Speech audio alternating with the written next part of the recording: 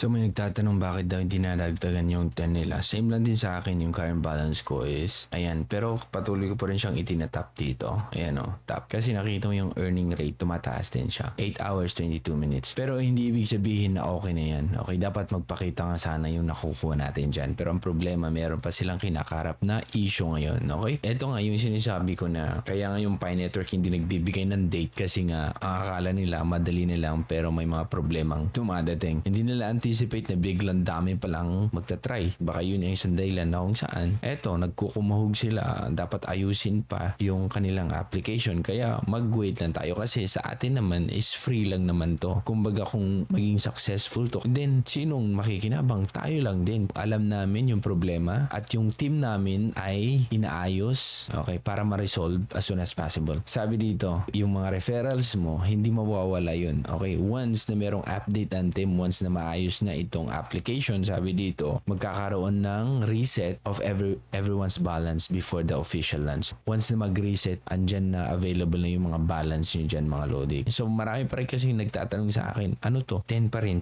sa akin. Ako nga, 10 pa rin eh. Pero okay lang yan kasi nga alam natin yung update na yung team, itong team ng ICE ay ginagawa nila ng paraan para maayos as soon as possible. Hindi sila nagbibigay ng time. Bakit? Kasi hindi nila alam kung ano talaga yung mangyayari, kung malala ba yung kanilang ayusin na it takes time or madali lang. So hindi sila nagbibigay ng time kasi nag-update sila na merong issue na kung saan inaayos nila. Ano lang naman sa'yo, okay? Kung mag-antay ka lang dyan. Mag-update ako sa inyo kung meron silang bagong sasabihin or meron silang bagong update dito sa application or kung naayos na ba yung application ng ICE. So may nagtatanong ng update dun sa Vibe. Maraming mga update sila sa Twitter, okay? Inaayos din yung mga application. Alam nyo ang style na ginagawa nila ngayon, yung parang nagbi-build mo sila ng community at the same time inaayos yung kanilang ecosystem. So maganda to mga Lodi na nakita nila kung ano yung potential ng nakapag-build muna ng community compare sa magbi-build ng project tapos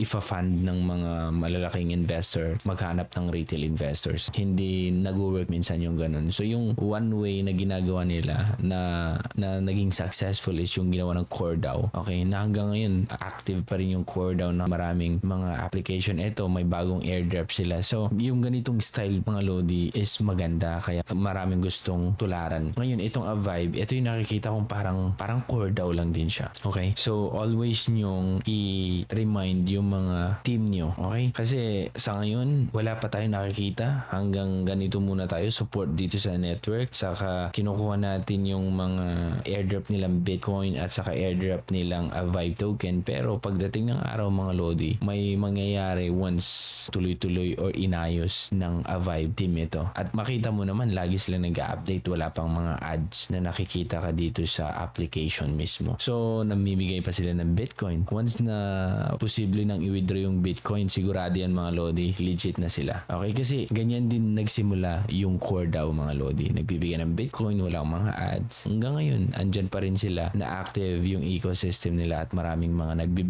nabibuild na mga projects. So, ayan, ang Avive. Support lang natin mga Lodi. Okay? Support lang natin. Kasi ito ay mga free projects na kung saan they're looking for community na susupport sa project nila. At kung tayo yung mga sumuporta, in the future, makaka-benefit tayo. Sigurado yan. Okay? So, ko si Trogi and thank you so much for watching. Bye!